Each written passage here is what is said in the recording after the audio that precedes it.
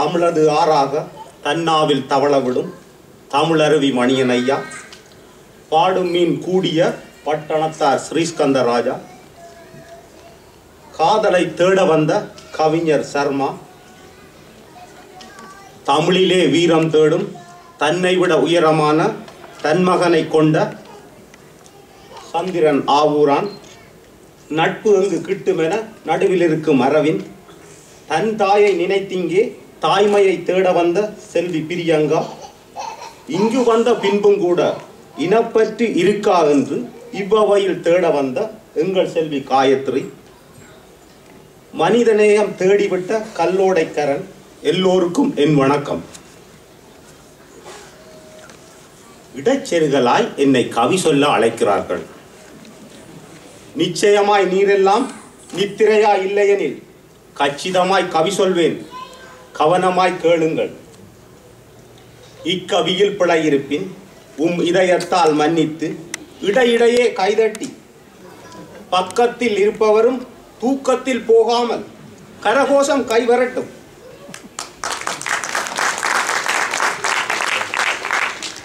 வெட்கமேது mini வேண்டாம், பொது நலமே அதுதானே. என் தமிழ் எனக்கு எடுத்துரைத்த, என் சமூகம் எனக்கு இடித்துரைத்த, என் ஆசான் அன்று எடுத்தியம்பிய, என் அம்மா அப்பா என்னை வழிநடத்திய, பிறரை நேசிக்கும் அந்த பண்பினை தேடுகின்றேன். உலகமயமாக்கலின் இலாப நட்ட கணக்கில் வியாபாரமே எங்கள் வாழ்க்கையாகும். பக்கத்து வீட்டுக்கு குடி வந்தாள் பட்ரிசியா கரை, சொக்கிடும் அழகுக்கு அவளோ சொந்தக்காரி. விவகாரமானவள் அல்ல, விவாகரத்தானவள். அயல் வீடு என்று அப்பப்போ பேச்சு கொடுத்தேன். என் இயல்பான புன்னகையை எடுத்து விட்டேன். காணும் பொழுதெல்லாம் கலோ சொன்னேன். அநியாயம். வீட்டுக்கு வந்ததும் கலங்கி விட்டேன். அகப்பையோடு நின்றாள் மனைவி. தகப்பா உனக்கு இது தேவையா என்றான் மகன். தகப்பா உனக்கு இது தேவையா என்றான் மகன். கலோ சொல்வதும் ஒரு தப்பா? என் வீட்டுக்குள்ளேயே ஒரு பொதுநலமும் பல சுயநலங்களும். அயல் வீட்டினை அறிந்திடாத அதிசயமான உலகம் இது. தனித்துவம் என்று தத்துவம் சொல்லும் மனிதம் இது. மாமன் மச்சான் உறவு முறை மலையேறும் காலம் இது. கூட்டு குடும்பம் குழப்பம் என்று குறை கூறும் மார்க்கம் இது. கற்றவர்கள் பெருத்ததோடு கனவான்கள் உயர்ந்த போது, உற்றவர் பிரிந்து போய் உலகமெல்லாம் வாழ்ந்த போது, அயலவரின் கண்காணிப்பை நேபர்ஹுட் வாட்சிங் ஆசியிலே பார்த்ததோ, தனியாக வாழ்வதிலே தனி இன்பம் உண்டென்று தனித்துவத்தை தொலைத்துவிட்ட புண்ணிய உலகத்தில் புரியாத புதிராக பொதுநலத்தை தேடுகின்றேன். தங்களையே படம் எடுக்கும் செல்ஃபி, இரண்டு பக்கமும் பிம்பம் காட்டும் இன்றைய தொலைபேசிகளால் ஸ்மார்ட் போன், முகப்புத்தகம் முழுக்க மூக்கு மட்டும் தெரிகின்ற நாக்கிழுத்த புகைப்படங்கள்.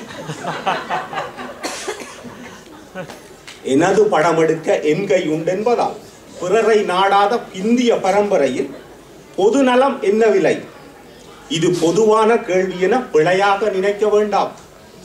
வள்ளுவன் கம்பன் என வாழ்ந்திருந்த அறிஞர்கள், பாரதி இளங்கோ என பாட்டமைத்த புலவர்கள், எல்லோர் பெயர்களிலும் நல்ல தமிழ் சொல்ல சொல்லும் நாட்டிசையும் படிப்பகங்கள், போட்டி போட்டு தமிழ் விழாக்கள் பொழுதெல்லாம் நடப்பதனால் தமிழ் இங்கே வளர்வதாக நாம் நம்பிக்கொள்கின்றோம்.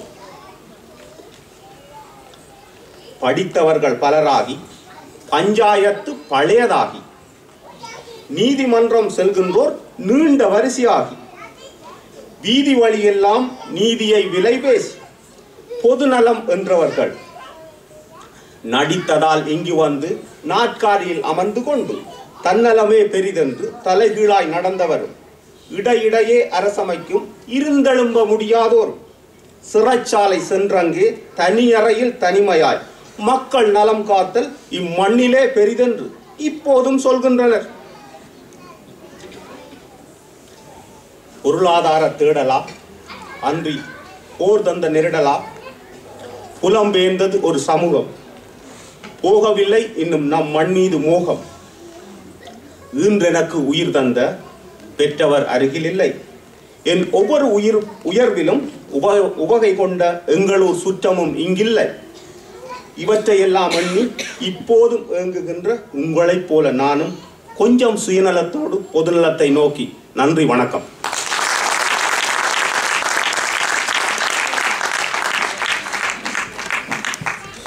பொதுநலம் தேடினார், சபை அகமகள பாடினார். கவிதை போக்கிலே யதார்த்தம் உண்டு, நல்ல பதார்த்தம் உண்டு. கருத்தில் நோக்கிலே நீதி உண்டு, நல்ல செய்தி உண்டு.